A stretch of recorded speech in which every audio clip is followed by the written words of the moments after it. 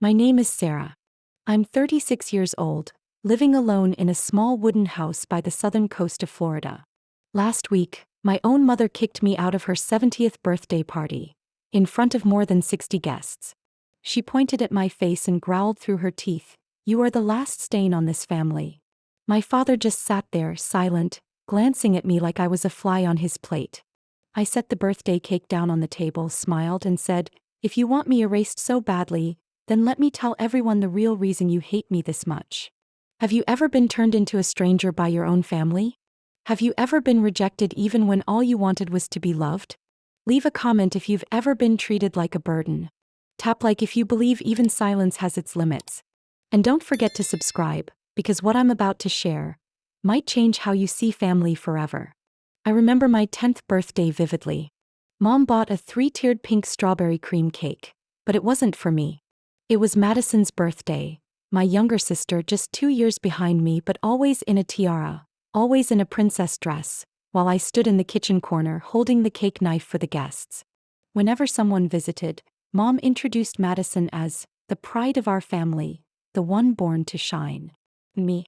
I was in charge of wiping tables, cleaning rooms, and if I was lucky I'd be told, "Don't say anything to embarrass me." My father, George, was a quiet man. He never hit or yelled, but his silence was sharper than a knife. Whenever I brought home a test with an A, he'd glance at it and set it down. If Madison got a B, he'd call the whole family to celebrate. I went to public school and walked nearly 3 miles each morning because Mom said, "You need to learn independence."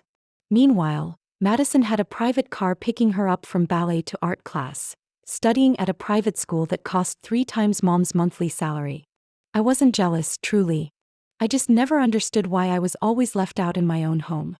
When I turned 18, I got accepted to Florida State University with a full scholarship in product engineering. I had saved every penny from my job waiting tables, dreaming of dorm rooms, libraries, and late-night lab sessions without anyone yelling, "Sarah, do the dishes."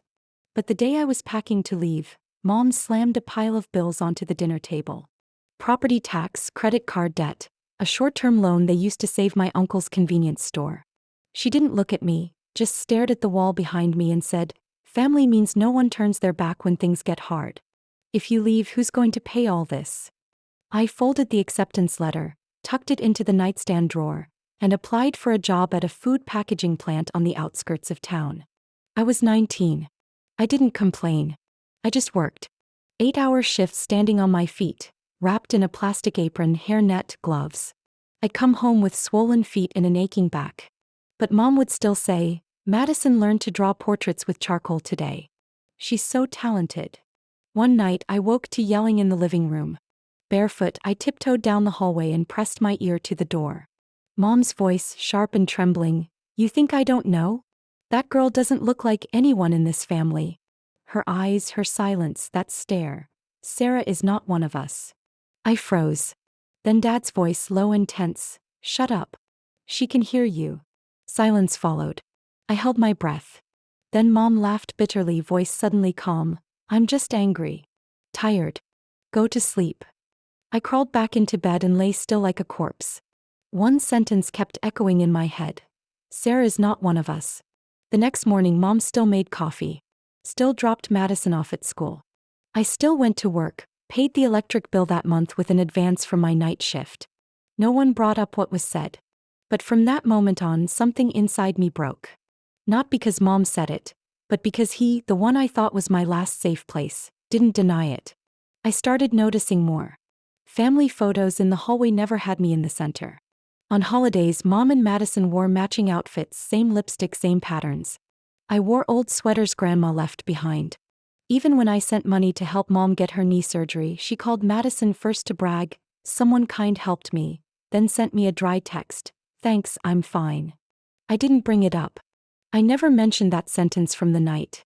But it lived inside me in every little thing. Every time Mom said "my daughter" on a phone call, I waited to hear who she meant. Maybe I truly wasn't part of them. Maybe I was adopted during a crisis, or the result of a relationship Mom never wanted to admit. Whatever the reason, I understood one thing clearly. I didn't belong in that house.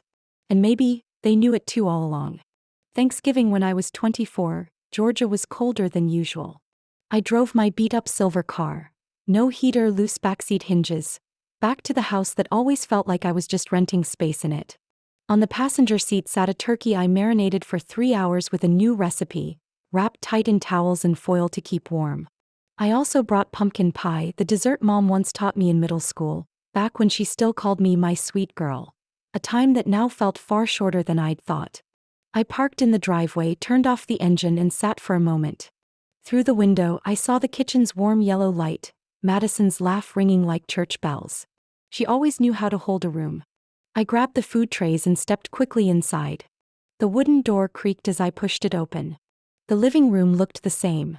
Faux wood electric fireplace, maple leaf rug and the family photo frame where my face was always slightly blurred. Mom looked up from her armchair, her eyes scanning me from head to toe.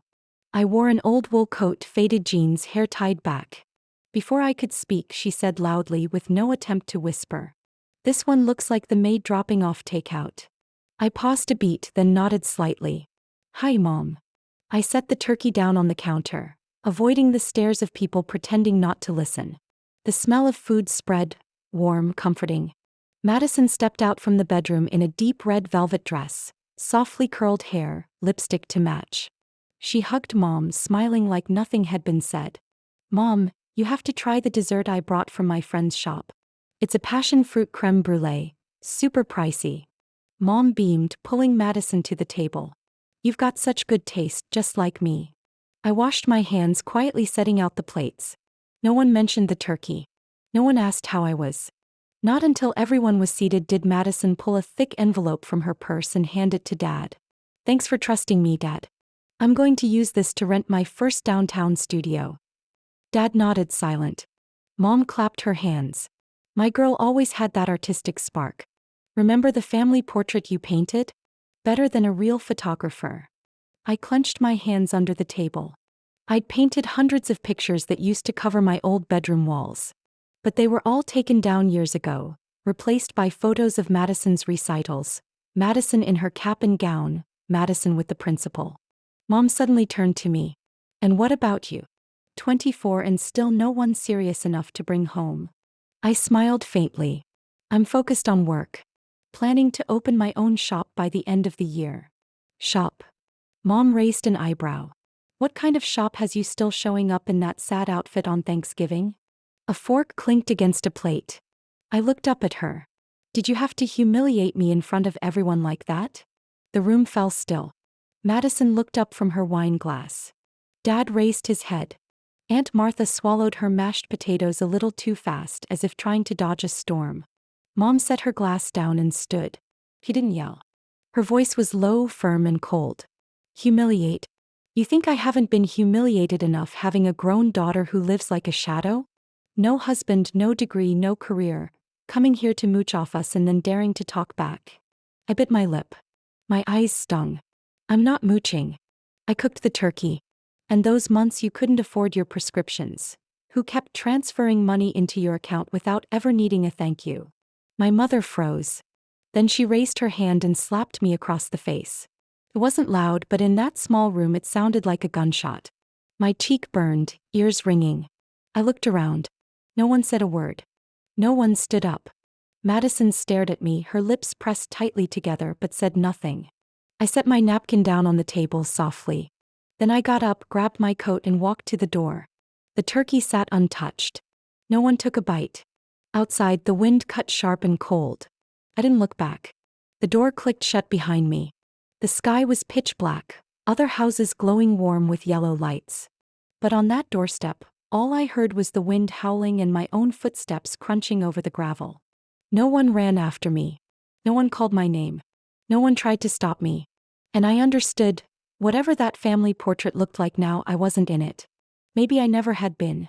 I moved out of my parents' house just a few days after that Thanksgiving. No luggage. No goodbye.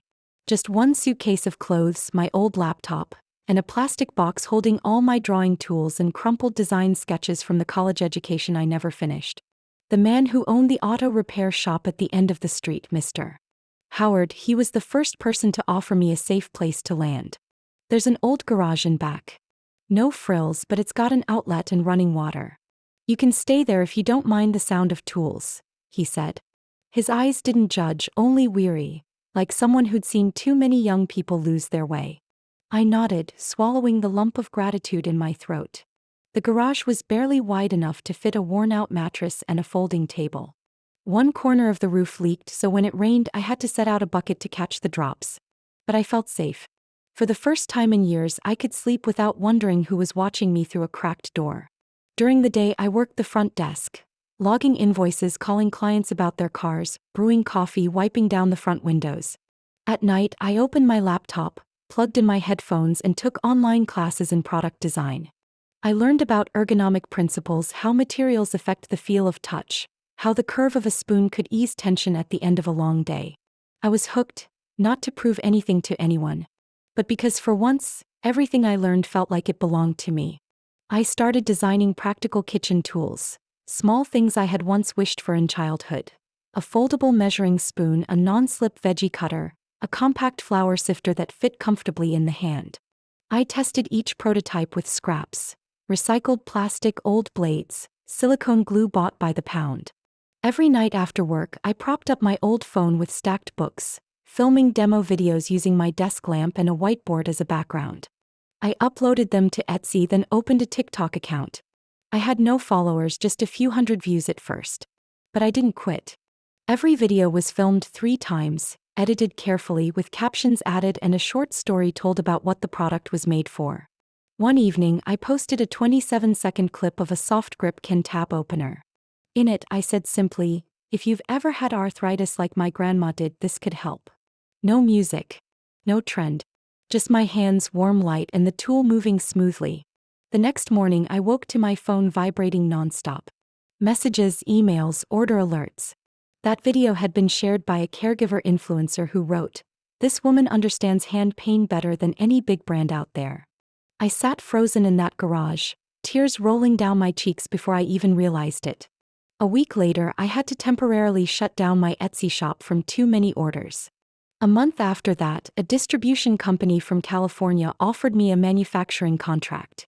I launched a company, Tools Incorporated, with a starting budget of $6,800, saved over 3 years of side jobs.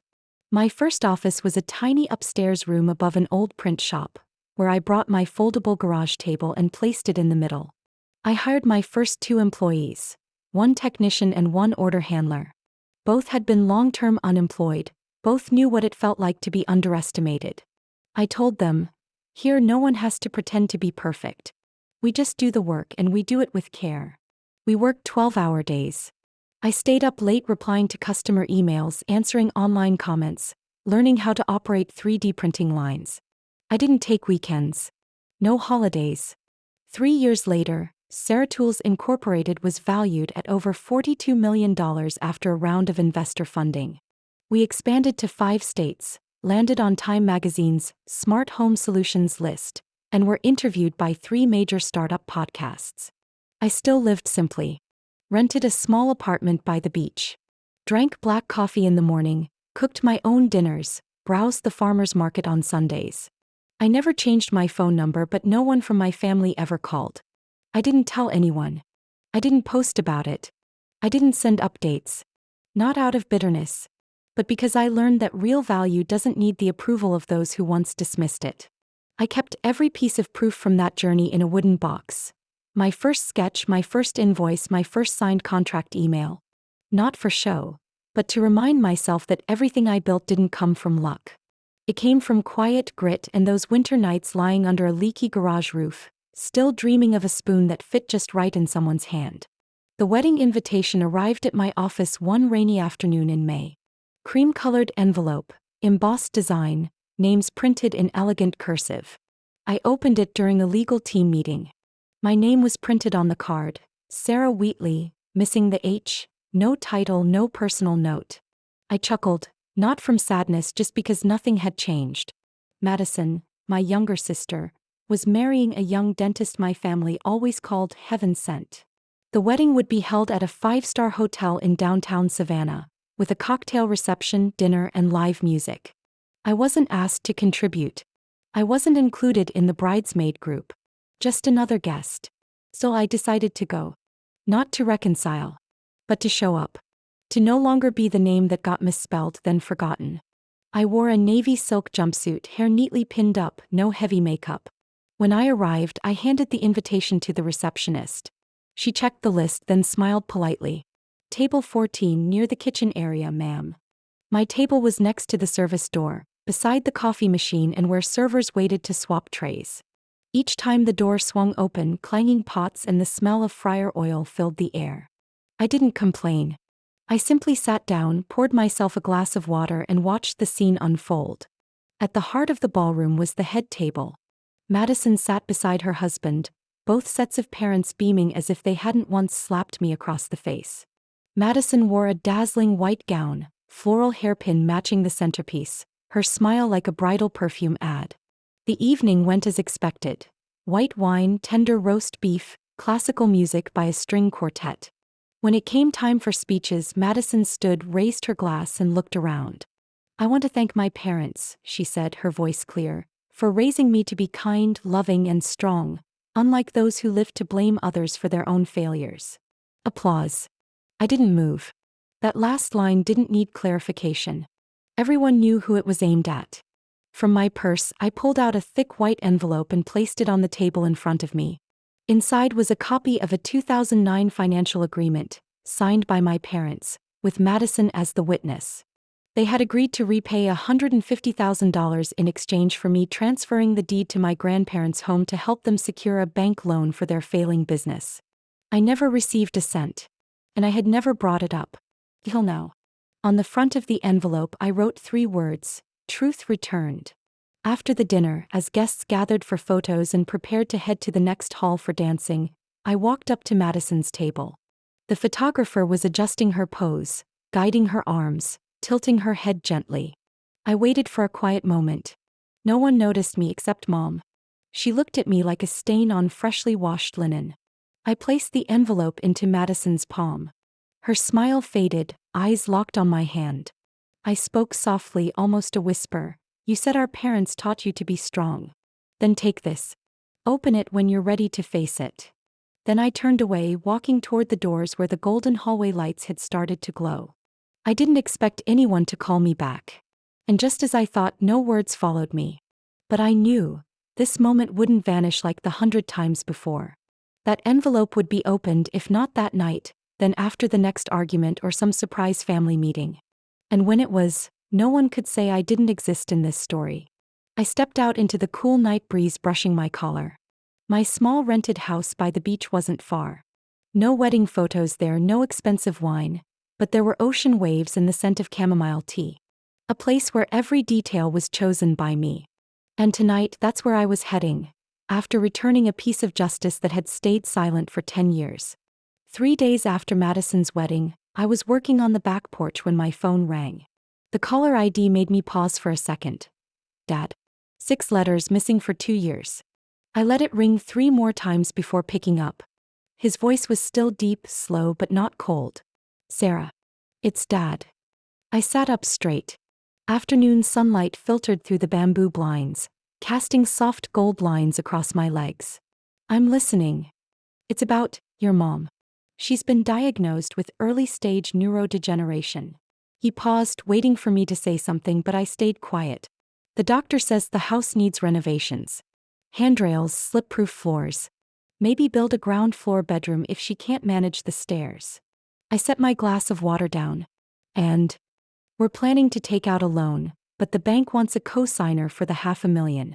Can you sign with us? I closed my eyes gently. For a brief moment I saw my mother, still in her burgundy turtleneck sweater, hair in a tight bun, eyes always narrowed like she was never quite satisfied. But she was lying motionless in a hospital bed, eyes vacant, fingers too loose to hold a teacup. I took a breath. Hey. But I want to meet her before I decide. He was silent for a long moment. Then simply said, Pine Grove Cafe, noon tomorrow. I'll bring her. That cafe sat in the old part of town, once a train depot, now red brick walls and rough wood tables, with a faint scent of cinnamon waffles in the air. I arrived early, picked a window table. A young couple nearby whispered to each other, their hands lightly touching across the table. I watched quietly, my mind heavy. At 12:05 my mother walked in with Dad. She looked different. Not just sick, slower, distant, like someone just waking from a long dream. But when she saw me, she paused. "Sarah," she said, trying to steady her voice. "It's been a while." I nodded, pulled out her chair. Dad sat opposite, between us like a thin bridge barely holding. Mom glanced around, then lowered her gaze, frail hands clasped tightly. "You've probably heard. Not as healthy as I was. Doctors say the house needs work. Insurance won't cover it, the bank wants a co-signer. Madison, well, she's pregnant now, so she can't help." I lifted my coffee cup, took a sip. "I understand. And I can help." Her eyes lit up. "Really? One condition," I said, setting the cup down, pulling an envelope from my bag and placing it on the table. "I want you to re-sign the 2009 contract. The agreement that transfers property rights back to me if the loan tied to my inherited house was never repaid." Her face hardened, lips tightening. Dad reached for the envelope, flipping through the pages, scanning the clauses like a man searching for a way out of a maze. "That was a long time ago, Sarah," he said slowly. "We were in crisis back then, no one was thinking about paperwork. You've done well, your company's thriving. Why stir all this up again?" I looked my mother straight in the eye. "Because no one's ever acknowledged I existed in any of those decisions. This isn't about payback. It's about making sure, for once, you recognize what you owe." She didn't answer. Just stared at me like I was some unfamiliar child, her eyes flickering between confusion and a suppressed kind of anger. Finally, she forced a smile. Still as stubborn as ever. I leaned back, voice calm. "You can sign it tomorrow. In front of my attorney. If you do, I'll sign the loan." She didn't nod or refuse. She just looked at Dad. He sighed, folded the envelope. "Fine. Send us the address." I stood, adjusted my coat, grabbed my bag. Before I left, I looked at her one last time. Her face no longer held warmth or remorse. Just that same tired mask I'd known too well. Outside the cafe window, light rain had begun. Droplets clung to the glass, blurring the light beyond. I stepped out, the door closing behind me with a soft chime. Every step down the brick-lined street echoed a question deep inside me. Did they need me? Or just my name on a line? And if I helped them now, would anything really change? I didn't know. But I knew I was ready to find out. On my own terms. 3 days after that meeting, I got a call from the loan officer at Atlantic First Bank. The woman on the line was polite, but the hesitation in her voice warned me something was wrong. "Sarah Wheatley." "Yes, speaking." "I'm sorry to inform you, your co-signer application has been declined. During our review, we received an email, claiming to be from you, stating that you have a history of emotional disorders, long-term psychiatric treatment, and that you don't feel stable enough to take on financial responsibility." My grip tightened on the phone, palm damp. Where did that email come from? I never wrote anything like that. It came from a Gmail address under your name with a digital signature that matches closely. I can forward a copy for your review. Please do. Right away. I hung up, my head spinning. 10 minutes later, the email arrived. I opened it, reading every line slowly. The tone wasn't mine. The phrasing was stiff, with a few spelling errors I'd never make. And one sentence stood out. "I don't believe I'm emotionally stable enough to carry any further financial burden, and I ask the bank to reconsider as I'm currently in psychological therapy and unable to regulate my emotions." I leaned back in my chair, exhaled deeply. I didn't need proof. I knew who wrote it. I forwarded the email to my company's tech department, asking them to trace the original IP address. Our head of cybersecurity, Joshua, called back in under an hour. "Sarah, the most recent login came from Tall Pines. More specifically, a residential Wi-Fi account registered to George Wheatley." My throat went dry. "Anything else?" "That login matches the exact time your father sent the renovation blueprints to the contractor." I thanked him and ended the call. My mind was no longer in a fog. It was sharp and still. I opened my desk drawer and pulled out a folder I'd kept for years. Copies of the 2009 financial contract, with both my parents' signatures, confirming I was the sole person who put up collateral for that original loan. I didn't tell anyone. I didn't even call the bank back. I just quietly printed the entire email thread, forwarded the correspondence to the legal department, and asked Joshua to help retrieve the full system log history. What I needed was undeniable, clear, lawful, and unalterable proof. That night I came home earlier than usual. Outside, the waves tapped gently against the shore, but inside my chest, another storm had begun to stir. I made myself a cup of black tea, turned on the old handheld recorder I kept in the drawer, and played back the recording from the cafe meeting. My mother's voice rang clearly in the stillness of the living room. "If you help, I promise I'll never forget. This is the only chance for this family to stay afloat." My voice responded, calm but firm. "Just sign the agreement in front of a lawyer. Nothing else." The audio ended. I saved the file in 3 copies encrypted separately and sent them to 3 internal emails: lead counsel, estate manager, and my personal assistant. I attached a brief note. "This is the foundation for all next steps. Do not act until instructed." That night I opened my personal file cabinet. Beyond the legal documents, I pulled out an old photo. Me at 19 standing beside my father in front of an old car, just after I'd signed over the house deed for their loan. My smile in the picture was stiff. My father's gaze was turned away. I flipped the photo over. Nothing. No note, no thank you. As if it had simply been my duty. I placed the photo on my desk and left it there as a reminder. Not of pain but of truth. At dawn, I received a confirmation email.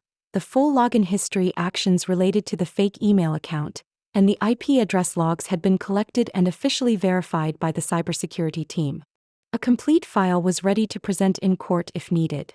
I sat in front of the screen, hand on the mouse, the desk lamp casting my reflection onto the glass window.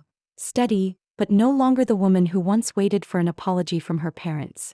I didn't need their remorse. I needed them to know that every silent cut had left evidence behind. And if they still saw me as a tool, I had to remind them, no house stands if you try to erase the foundation you once walked all over. I filed the lawsuit Monday morning, just as the Hillsborough County Courthouse opened its doors. The file was nearly 300 pages with full supporting documents: the 2009 financial agreement, the cafe meeting audio, technical analysis from our cybersecurity division verifying the fake email, and a notarized claim of financial damage caused by defamation. I didn't send a warning to my parents. I didn't notify Madison. My attorney, Amelia Monroe, was a woman who had once won a suit against the largest steel manufacturing firm in the state. I chose her because her voice never wavered, her eyes never flinched, and because she once said something I've never forgotten: the law doesn't need you to be loved. It just needs you to have evidence. The day the trial began, the sky was overcast. I arrived early, dressed in a light gray suit, hair tied up, no makeup. Walking into the courtroom, I saw my parents already seated on the opposite side, next to their lawyer, Vincent Hale, a tall man with silver hair, known for clasping his hands behind his back and smiling politely at charity auctions. My father didn't look at me. My mother purposely avoided my gaze whenever our eyes came close to meeting. Still, even seated, I could see she was trembling. The judge was Jane Galloway, a tan-skinned woman in her 50s, known for her fairness and her signature opening line, "We begin with the truth. And if anyone strays from it, I'll bring them back." Amelia stood first, opened the file, and spoke clearly. "Your Honor, my client, Sarah Wheatley, pledged her sole property in 2009 to save her parents from foreclosure. The financial agreement signed at that time remains legally binding and contains Clause 12b.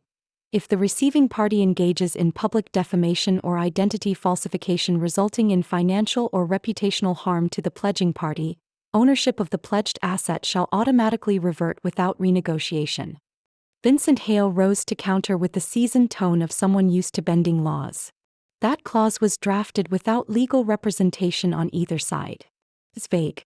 Terms like public defamation or identity falsification aren't clearly defined." Amelia replied instantly. "The agreement was notarized at the office of Attorney Donna Childs, a certified third party. We have the original scan with the state-required digital verification code from Georgia. Now, I'd like to present clear evidence of the clause's violation." She opened her laptop and connected it to the courtroom's large monitor. The first video played, a recording from the cafe meeting at Pine Grove. My mother's voice rang out loud and sharp. "You think a few petty dollars in your little company earn you this family's respect? Sarah's garbage. She doesn't deserve to be my daughter. A low murmur spread through the room. I heard a few quiet sighs from the gallery. Vincent Hale objected. This recording was made without my client's consent. It violates her privacy rights. Amelia stayed composed. The recording took place in a public space, with no signs of coercion or invasion of personal privacy. We have verification from an independent investigative agency. Judge Jane raised her hand. The court has received confirmation of legal validity. Proceed. The second piece of evidence was the fake email. Joshua, my company's cybersecurity director, was called to testify. He outlined the tracking process clearly and confirmed that the IP address matched my father's home Wi-Fi network. Amelia concluded by presenting a damage report. A $2.4 million partnership deal had been suspended due to the falsified information, with documented reputational harm across e-commerce platforms in the 30 days following the email's circulation. Vincent Hale remained seated, whispering briefly to my father. My mother had begun to cry, but no one in the room reacted. Her tears no longer moved anyone. When the judge called for my final statement, I stood and walked to the podium. I didn't look at my parents. I looked directly at Jane, speaking softly but without hesitation. I'm not reclaiming what doesn't belong to me. I'm simply asking for rightful acknowledgement of what I gave. For years I stayed silent out of hope. But silence isn't acceptance. I don't need love. I need the law to stand with fairness. Judge Jane nodded. She picked up the file, skimmed a few sections, then closed it with finality, her voice clear. Based on the submitted evidence, verified materials, and the legally binding agreement, the court activates Clause 12B. The pledged property, namely the house at 1378 Maple Street, shall be legally transferred back to the plaintiff Ms. Sarah Wheatley. I didn't smile. I didn't cry. I simply stood still like the ocean at dawn, calm yet unfathomably deep. My father bowed his head. My mother stayed hunched behind her handkerchief, shoulders quivering. But I didn't look at them again. What I had wanted, recognition, acknowledgement, a single moment of admitted harm, had never come. And from that moment on, I no longer needed it. I wasn't surprised when Madison showed up at my door right at midnight. The rain had stopped, but her coat was soaked through, her hair disheveled, her face pale beneath the soft yellow light from my porch. She didn't knock. Just stood there, hands clasped, eyes lifted like she was seeing a sister she once knew but no longer recognized. I'm sorry it took me this long to come, her voice was hoarse. I don't know who else to turn to. I stood behind the half-open door, watching in silence. Finally, I gave a small nod and stepped back, letting Madison inside. She slipped off her shoes, awkwardly set her soft leather bag on the chair, and glanced around the living room like she was searching for memories that were never hers. I just want to talk, she said, sitting down, fingertips brushing the teacup I had set out. I saw what happened at court. About Mom, about Dad. You weren't wrong, Sarah. I didn't know they would go that far. I didn't respond. I simply poured the tea, set it in front of her, then sat across the table. Madison looked down, her voice fading. I used to think you were always the one making everything a big deal. But after all this, I realized I stayed silent too long. I'm not here to make excuses. I just want a chance to start over if you'll let me. I looked at Madison carefully. She was thinner than before, light makeup barely covering the dark circles under her eyes. Her hands trembled, fingers brushing the strap of her bag like a nervous habit. I'm not refusing to talk, I said. But I don't blindly trust words anymore. If you're here to apologize, then let your actions speak first. Madison nodded with a faint, uneasy smile. I understand. We talked a little longer. Mostly her telling me about the miscarriage last year, her husband losing his job, the pressure of being the perfect daughter in our parents' eyes. I listened without interrupting. But I didn't forget the way our father looked at me in court, or how our mother called me trash, just days ago. When she asked to use the bathroom, I stood to refill the kettle. As I walked past her leather bag, I stopped. The flap was open and something silver glinted under the light. I bent down. Utility knife. Next to it, a small black USB drive. I didn't touch the knife. But I took the USB, quietly plugged it into my personal laptop. A folder popped up almost immediately. Folder name: Sarah _ Confessions and Inside were documents written in a font mimicking my writing style. Several audio clips had been spliced together, labeled, "Sarah admits mental breakdown, Sarah toxic to staff," and a video created with presentation software, posing as a personal confession. I felt a chill down my spine. The bathroom door creaked open.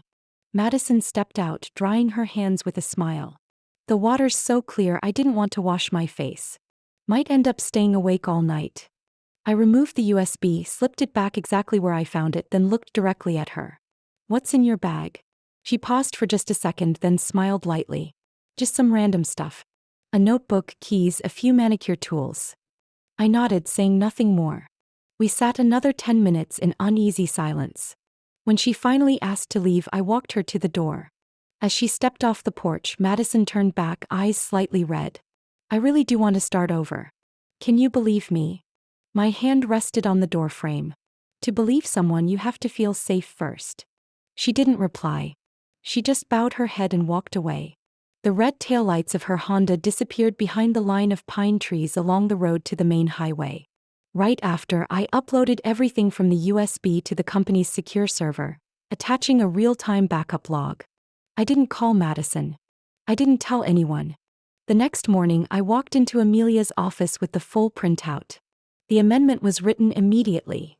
Intentional fabrication of false evidence to damage personal and corporate reputation, in violation of federal forgery laws. I signed it with a steady hand. Amelia looked at me and nodded. "They've taken this game way too far.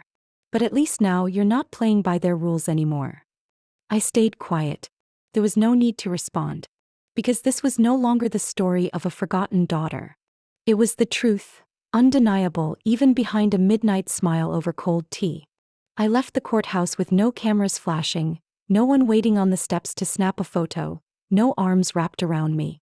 Everything happened in silence, just like the years I lived unnoticed. But I walked away as someone else.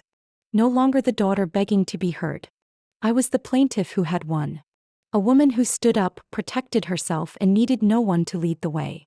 I drove straight south, didn't stop by the company office, didn't pull into any roadside diners. The ocean called to me in the salt on the wind, in the whistle through the cracked window, an old sound from my childhood I used to mistake for hope. The cabin stood far from the tourist trails, ivy curling around the porch, sun-bleached wood weathered but strong. I opened the door and stepped inside without turning on the lights. Evening sun filtered through the big back window, lighting up every corner. The linen-covered couch, the bookshelf along the wall, the watercolor painting I'd made when I lived in the garage. I took off my shoes, set my bag down, and walked into my office. The mahogany drawer in the corner desk still stuck a little from too many rainy seasons. I opened it and placed 3 things inside. First, a sealed copy of the court ruling, restoration of ownership to the house at 1378 Maple Street, compensation for business losses, and certified documentation of falsified evidence by involved parties. Second, a lightweight aluminum kitchen spoon, its handle coated in pale green recycled plastic. The first product I ever made by hand in that old garage. It had sold for just $4, but it was the first brick in the home I built with resilience and belief. Third, a photo of me standing alone on a beach last year taken with film.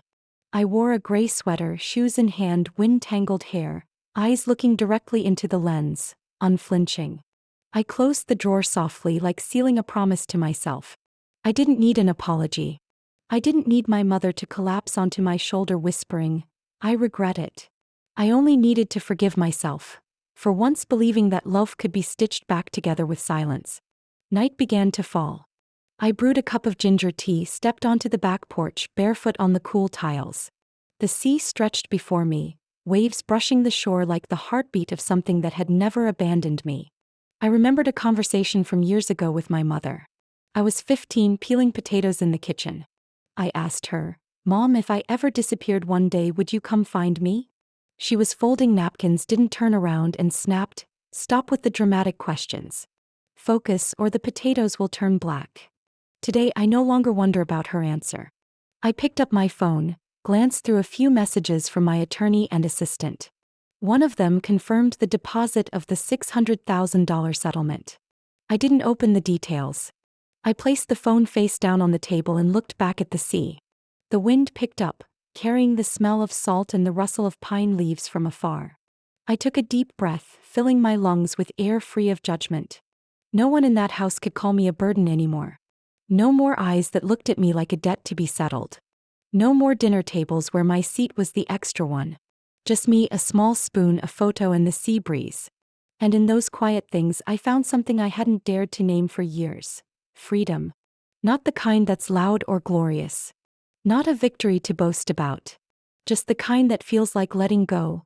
Soft, invisible, expecting no witness. I closed my eyes and listened to the distant surf. Inside me, no more storms. Only still water, still enough to reflect the woman I had become. A woman who needed no forgiveness, no memory, only the right to live by her own worth. If you've listened this far, I want to ask you something. Have you ever had to walk away from the people you loved most? Not out of hatred, but because your heart simply had no room left to bear more? Have you ever forgiven? Not because they deserved it, but because you needed peace just to keep going? I don't see this as revenge. I see it as the way I stepped out of the shadows, swept out the wreckage others left in the corner of my heart. Because sometimes the only thing we truly need isn't our family's validation. It's our own acceptance that we deserve peace. I'd love to hear your thoughts. Something in this story touched a part of your life. Leave a comment. Every word you share is meaningful. Not just to me, but to others quietly listening and trying to find their own way forward. And if you'd like to stay with me through more stories about family and the quiet, powerful moments of life, go ahead and subscribe to the channel. Because I believe that even the smallest acts of honesty can help someone feel a little less alone in this world.